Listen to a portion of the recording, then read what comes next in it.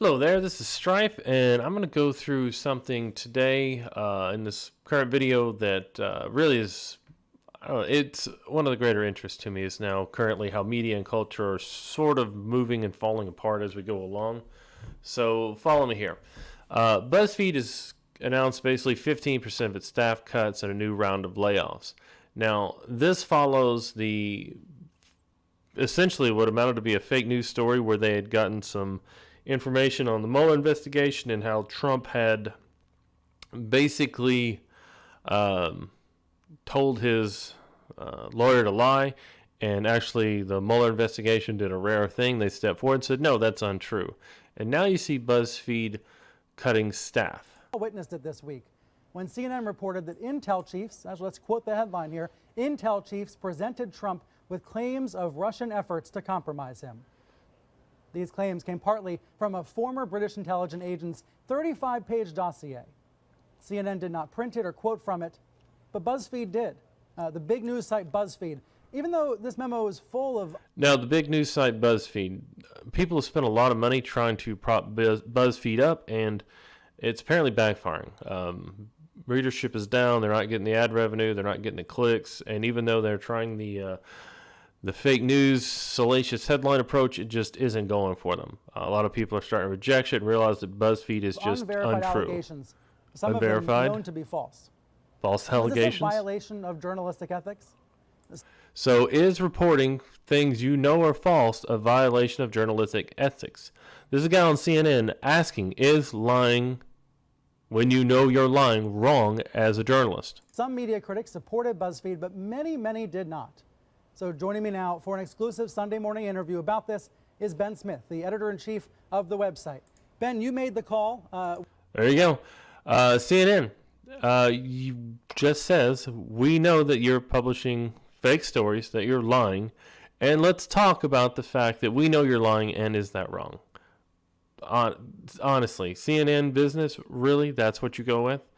Second thing here, this is Verizon is dropping 7% of staff. I believe that's, right here, 800 employees from the Yahoo division, the media side. They are dropping people. The Verizon due to revenue Communications issues. Media Group will be laying off about 7% of its staff. That's roughly 800 people. This was first reported by Dow Jones, and this reportedly comes after months of review by the new head of this Verizon Media Group division, Guru Garapan. He is the Media properties, advertising technology, as a result of the merger between AOL, Yahoo under the Verizon brand. Now, this could be a just restructuring cut, but it's more than likely going to be resulting from this. A $4.6 billion write-down on its media business. They're trying to save $10 billion by cutting these divisions back, laying off the employees, shutting them down. Standard large group media is really starting to fight for its life. You just cannot continue to drum up these fake, salacious stories. People are no longer believing them. Media bias is coming everywhere, and we're all having problems with it. Anytime I see a story somewhere, I try and find 5-6 sources I like to read. I go through, I read the surveys, and generally on a lot of these stories, you'll just find there's nothing past the initial headline. It's a headline, and you're done. And I'll admit, I haven't been to BuzzFeed in years. I don't use Yahoo or AOL services anymore. And, CNBC and CNN are just things I'll use to sort of probe through as one of, 5 or 6 different sources. And here's something also that I kind of found interesting. It's the fall of late night television shows. Many years ago, I used to watch various late night shows. I was big on a lot of them, and I just want to show something here which really just kind of I didn't expect to see.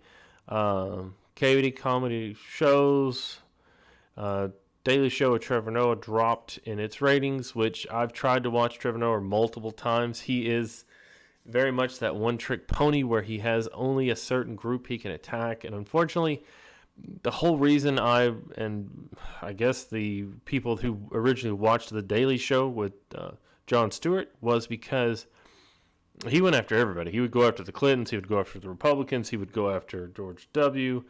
He would go after whatever group. There was no sacred ground to him. He would go after religious people, non-religious people, atheists, whatever. And Trevor Noah is firmly entrenched to the left, to the socialist style that we see going through everything, and he just has to focus on that. I've tried to watch the show several times. Intersectionality is not working. You need to appeal to a mass audience if you want to work.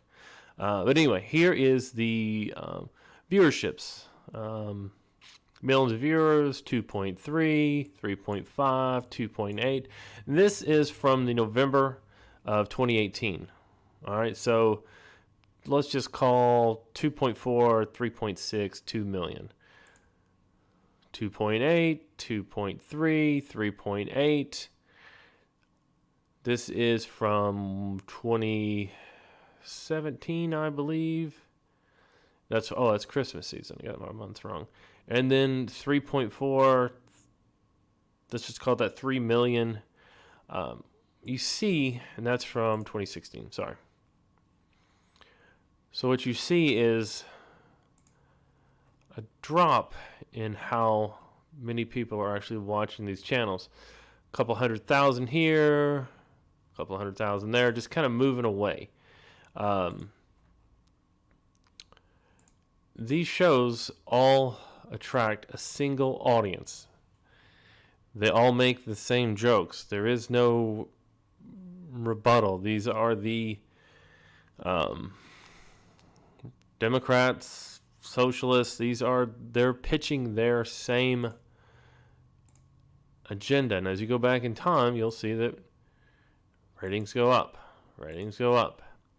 People have gotten tired of this. You've really got to structure new shows, hopefully, where you add that back and forth, where one side isn't always right, where you can have one side or the other. TV ratings. Fox News is apparently still the number one rated TV channel. I haven't watched Fox News in several years. I catch clips on YouTube and from various other sources when I go through and read or try and pick up on small stuff here and there. CNN hanging in there at third with, let's just call it 1 million, and MSNBC right at 2 million viewers. Again, these three channels, I don't feel as a viewer that I can take any story they produce and believe them. I think I have to compare these three stories with 4 or 5 other sources. I mean, would you really take an NBC story about Russian investigation seriously when all they're trying to do is get you to believe that Russia bought the U.S. elections by spending $5 million in an election which cost $6.5 billion? So they spent a tiny amount of money, got almost no views, and yeah, they're responsible for everything that's happened in the U.S. TV programs. Sean Hannity up here with 3.4 million viewers. It's crazy. I don't even really care for that show in any way, shape, or form. I don't even like the updates. Rachel Maddow, again, do not like her. She has been pitching the Trump-Russia thing 1,000 times. There's actually a joke ad where she's talking about she's done it more than anyone else because that's all she really wants. Tucker Carlson, I can tolerate some of Tucker's stuff. He tends to try and center himself sometimes and play the middle and open up conversations, get people to talk. Very difficult to do on late night television on standard legacy television because it is difficult to have the time. Here you kind of see a breakdown: Fox, MSNBC, Fox, MSNBC, Fox, MSNBC. All the way down here. You've got to come down to 23rd, 24th place. It's very hard to see that, but that is CNN. That's where they start out. Everything else is MSNBC and Fox News. I would say Fox News is skewed center right, mid right, not far right. That would be some of the higher end conspiracy shows, which they're out there. If you want to go find them, it's on you. And I would say that MSNBC, though, is skewed very far left. Not left leaning, but I mean left. They are way over there.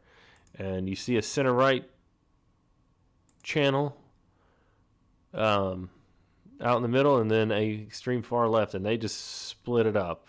And you kind of see where the divide comes from. CNN, I would say CNN is also pretty more center left. However, they do like to run with stories that are untrue. They do like to develop their own narrative. Cable news, again, you see Fox News right there, number one. Not a big Fox News fan. There's a few shows there. If you like it, great.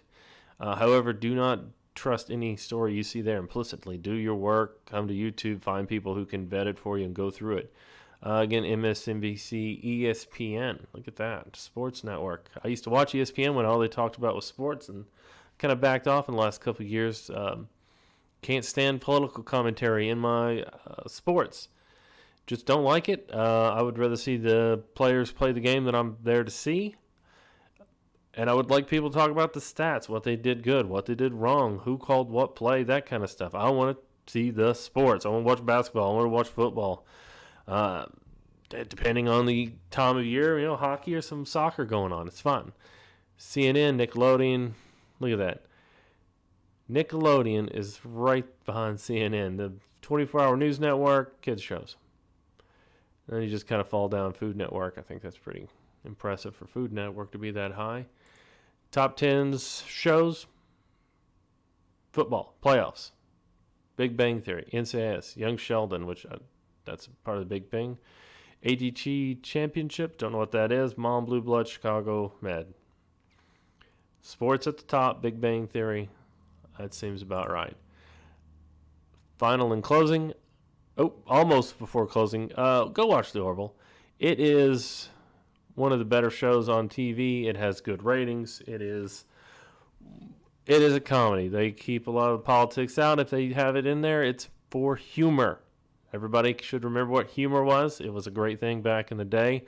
People used to tell jokes and laugh. They weren't always perpetually offended by everything that happened in their lives, and it was a lot easier to live back then. My final thing I'd like to go through real quick here is top 10 fake Russian stories. This is something back to Rachel Maddow, MSNBC, blaming Russia for everything that happens in our country is just a full-time hobby for some of these places, and that is what they want. RT hacked into and took over C-SPAN. Story starts running, goes all over the place. It's huge, being reported by mainstream media. It's everywhere. Blame these guys, blame these guys. Oh my God, it had to have happened because we're repeating it. And under C-SPAN investigation that there was a routing error. There was nothing. Nothing happened. That's it. Ran wild. Nothing happened. Just a router error. Simple error. Russians were invading the U.S. electric grid. Big, huge story. Washington Post putting it out there. Hacking. Manipulation of the government. Middle of winter. Going to freeze people to death. Relentless predatory cyber threats. Operations hacked. Putin is hacking our grid. Oh my God. That's terrible. Oh, wait. Evidence is not linked to government effort to hack. This particular address found elsewhere in the country and is not unique to Burlington suggests the company wasn't being targeted by Russians. Indeed, officials say it's possible the traffic is benign since the particular IP address is not always connected to malicious activity. Huge story. No, totally fake. Never happened. And retraction of a story. Generally, when you see retracted stories, it means they didn't say anything. They just deleted the story. Deranged anonymous group declares mainstream political sites on left and right have been Russian propaganda outlets. Washington Post touts its report, claims massive Kremlin infiltration of the internet. Oh my God. All right, so political websites, 200 political groups targeting more than 200 websites, routine peddlers of Russian propaganda, with a combined audience of 15 million Americas, were viewed more than 213 million times. That's crazy. That's almost every person in the U.S. That's, what is there, 360 million of us? That's huge, huge number of people. Effort to spread fake news during the election. Oh, got it right there. Got it right there. Monitoring 200 websites. Got it. Got it. Allies. Oh, he's got you. Washington Post on the fake news site. Embarrassing. How many reporters breathlessly tweeted this without clicking through the rest of the shady site featured? Oh my goodness. Did they get something wrong? The Post, which did not name of its own site, does not itself vouch for the validity of proper Knott's findings regardless. Oh no. So it was fake news? Oh, really? No. So the fake news about the fake news was fake. Oh no. Yeah, it's almost like you can't trust them. Trump aide Scaramucci is involved in a Russian hedge fund under the Senate investigation. CNN. Russian investment funds ties to Trump officials. 2 Democrat senators inquiries draw attention. An editor's note on June, CNN published a story answering Scaramucci. The Mooch story did not meet the standards. They published a story and then they just simply removed it. Editor's note. Yeah, it's already out there. 3 CNN journalists resign. Oh, something actually happened. People actually had to get out of the game for a little while. Russia attacked U.S. diplomats, spies at a Cuban embassy using a super sophisticated sonic microwave weapon. Look at this. There's news reports, video exclusive. 2 days and more than a year of mystery. Russia and its main suspect, that's sick, and 26 U.S. diplomat has the latest. Linking it to Cuba, China, and Russia. Oh, following the sonic attacks, Corey, the Russian-sponsored terrorism. Acoustic attack, recording sonic attacks matched echoing call for. Look at all this.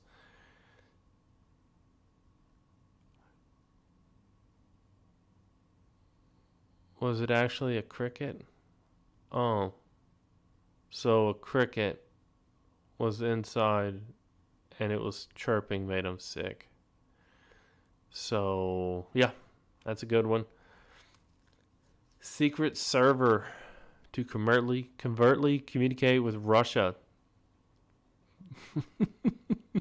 Love this one. That's that Hillary symbol. Look at that. Going through it. Hillary Clinton, computer scientist, uncovered secret servers. 4 things. Yes, it was Donald Trump. Yes, it was Donald Trump. He did it. Oh, man. Look at that. Oh, no. It never happened. It was untrue. Paul Manafort. Oh, let's just... Yeah. That guy actually did... have charges. He was indicted under previous behavior where he was actually getting money from Russia. That was true. All the rest of the stuff about him and Julian Assange was wrong. He actually got almost nothing, paid some fines, and is going to move on with his life because, yeah, that's just how government works anyway. Oh, look. Cohen claims Trump knew in advance of the Trump Tower meeting. Oh, let's see. Yes, he knew. Definitely knew. Exclusive. Michael Cohen told Congress he doesn't know if Trump knew about the meeting. So, yeah. That's much ado about nothing. Never happened. Maybe it happened. No one knows. Robert Mueller emails witnessing. Oh, no. Oh, no. We're going to come down here and we're going to see, oh, it's all wrong. Breaking news, BuzzFeed. Breaking news, sources tell BuzzFeed. BuzzFeed doesn't need sources. They just make up their own and go. I'll keep going down. Look at all this stuff. Oh, man. In all our reporting, I haven't found any in the Trump org that have met with or been interviewed by Mueller. Yep. So they actually just, this was completely made up too. This is actually, I think, more recent, where they just got the dates wrong. So, yeah, so they literally just got the date wrong. So they reported it 10 days after it actually had been leaked, and they've decided that it was just an error. And, yeah. Take your time, research the stuff, learn what you can. Don't just believe whatever they throw out there. Thank you. Please comment below, like the video, share the video. I'm trying to get something started. I'd like to be out here talking, learning, listening. Have a good day.